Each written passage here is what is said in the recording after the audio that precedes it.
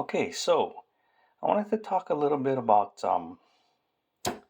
something that I guess I just boiled down recently, and it came back last night. I had a conversation with someone that I've known for a short amount of time, and the person's a very nice person, and they um, were having a hard time, struggles, right? And well, when I kind of asked a little bit about it, not too pointedly, they just said they were struggling, and it came down to, like, you know in life, the two things, right? And I guess, like I said, I boiled it down to two things that, I mean, there's other things that branch off from the side of it, but there's two things that basically um, are the thing that um, makes life here. Um, it kind of dictates a lot of people's actions, and the way they view things, the way they act, um, and runs their lives, which it's their choice to do. But you have two things that do that, and one is put forth by the system, which is the economic system, which is money, right? And I've gone over before. We're limited in these avatars that we're living in this lifetime, and the way the system is, is you need money to live. So that's a system creation, fabrication, and it rules. You know, people need money, right? I mean, that's just a fact. As we go through life here. And the other thing is from, like, media, and it puts forth, like, um, scarcity, which is goes back to the money system, right? Not this that there's money, but now all of a sudden there's only so much of it, right? And then it also breeds competition because now you got scarcity. So everything is, when people look outside of themselves, um, they see other people, and then they compare themselves, and it's a state of competition, right? So these two things, um, they really kind of made it to the fore of my mind, because I was watching, again, just a video on YouTube. It was suggested, it was a wrestling show. It was WCW Nitro from September 11, 1995. And it was interesting because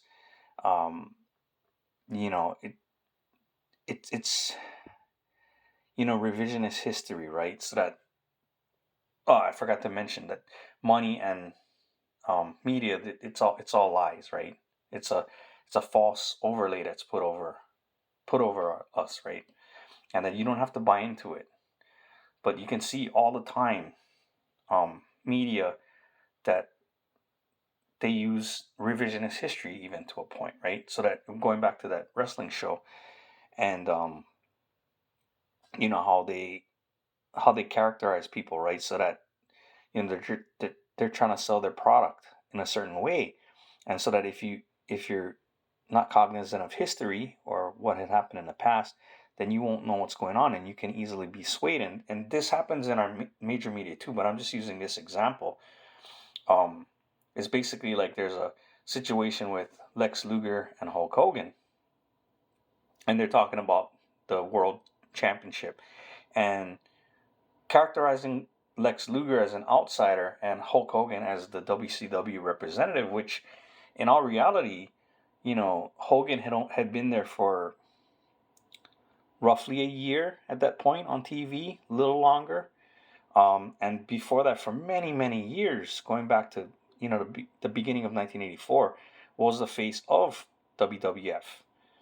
Um, Whereas on the flip side, Luger, from the very beginning of 1987, maybe even the end of 1986, all the way until the early 90s, was actually a WCW guy. And then now all of a sudden you're trying to characterize Luger as an outsider, and Hogan as the WCW guy, which is complete revisionist history. But it's kind of shameful when you watch it if you know what happened. But if you don't, then you're just gonna believe what this person is telling you, right? And then at the same time, Eric Bischoff is trying to down WWF, and he's talking about, he doesn't mention him by name, but he's talking about Kevin Nash, saying he's basically like just a mid-tier guy, and now he's their champion. And then you look at the flip-flop, which, less than a year after that episode of Nitro, Kevin Nash is one of the top guys in WCW, right? So then at that point now it's revisionist history. Well, he's an outsider. Oh, he's awesome, and now he's a top guy. He's not a mid tier performer, So that's, like I said, I bring this up not because it's important in any way, shape, or form, but just to show an example of how these talking heads, how these things get propagandized and hyperbolized, and the goalposts move, and the narrative shifts, and then all of a sudden, you got one guy who's now flip flop to the other side, but now you characterize it as a certain thing. It's like I talked about before, like with Saddam Hussein, right? He's installed in place, and then a little while after that, hey, oh look, he's the boogeyman. You know what I mean? So it's just whatever lies that are spread through the media, right? And it goes, and then as far as like these lies and this competition part, it starts from youth. You know what I mean? And it starts from the schools, um, which come from Rockefeller and secret societies. You know what I mean? Which again, like I said before, these people that you can name, they're just puppets anyway. It's coming from this thing that I talked about before that runs in the background. This whole agenda to separate people from their spiritual side, so that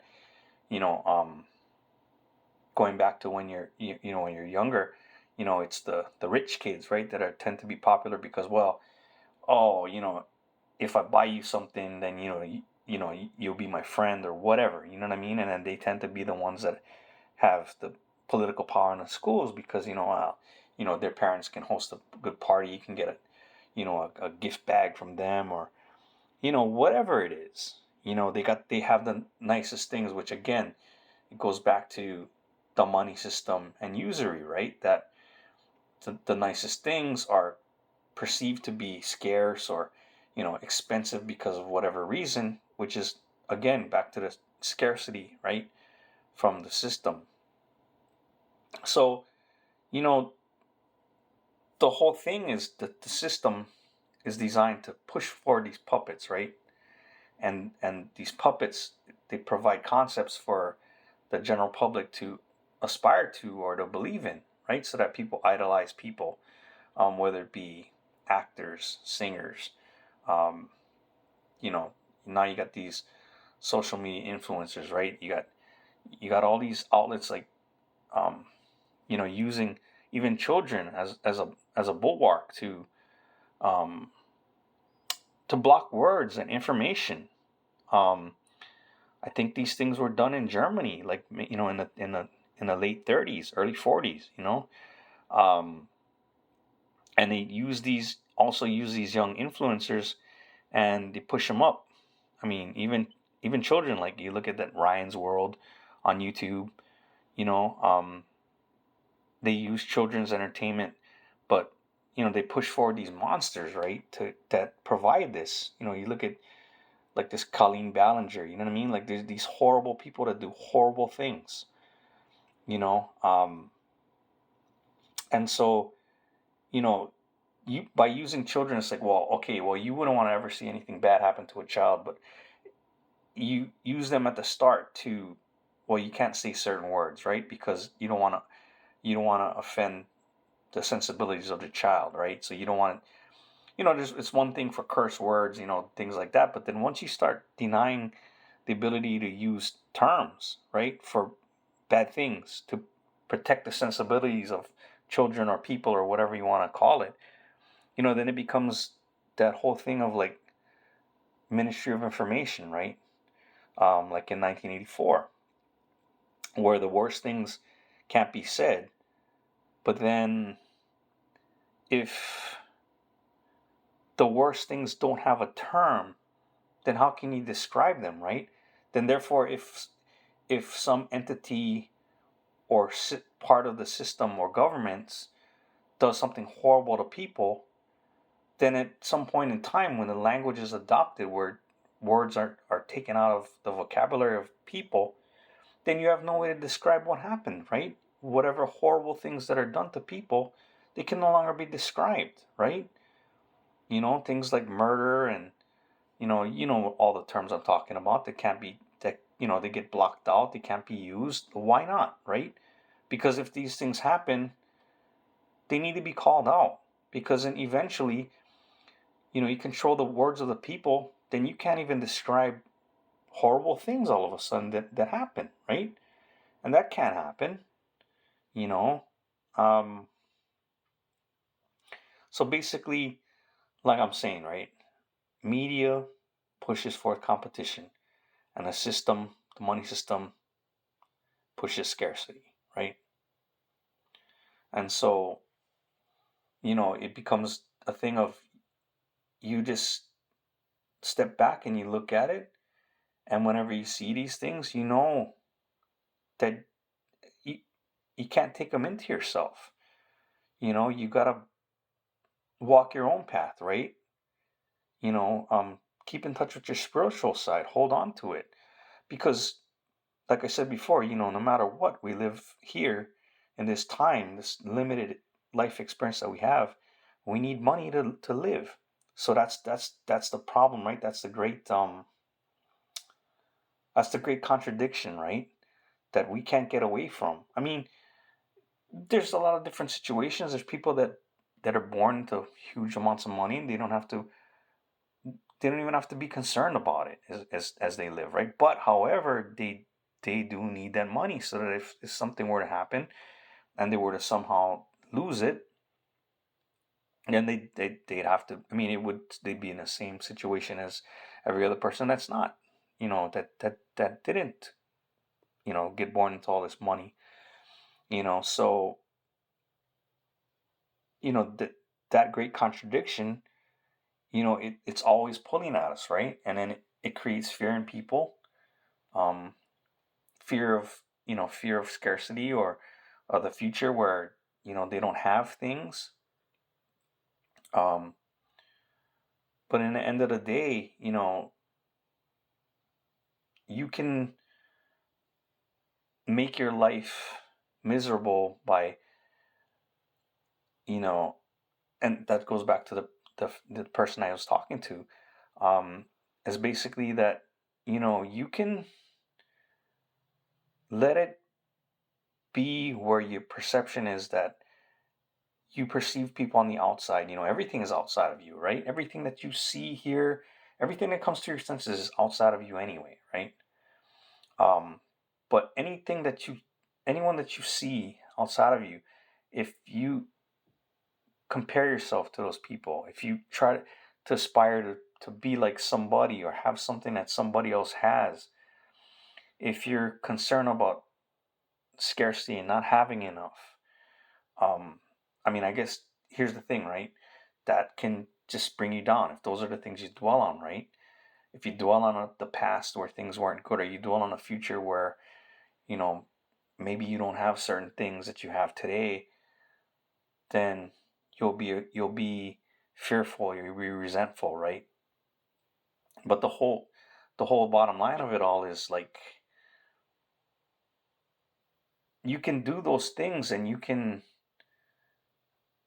perceive things that way, or you can let them go. Now, don't get me wrong. If you don't have enough for today, if you don't have a place to stay today, if you don't have, you know, the resources to get food today, you know, um, then of course that's something that's an immediate, thing. It's truth, right, to you. If you don't have something to eat and you're going hungry, then yeah, that is something that where you're lacking. However, do you have enough for today, right? Then everything else, is just you putting, weight on something that's not even here. You're not in the present, right? So I guess at the end of the day, that's the thing to remember, right? I guess that my takeaway from the whole thing is remember those two things, that they're just an overlay. They're they're an illusion, right? And be present. Do you have enough for now? Do you have enough for today? And be grateful.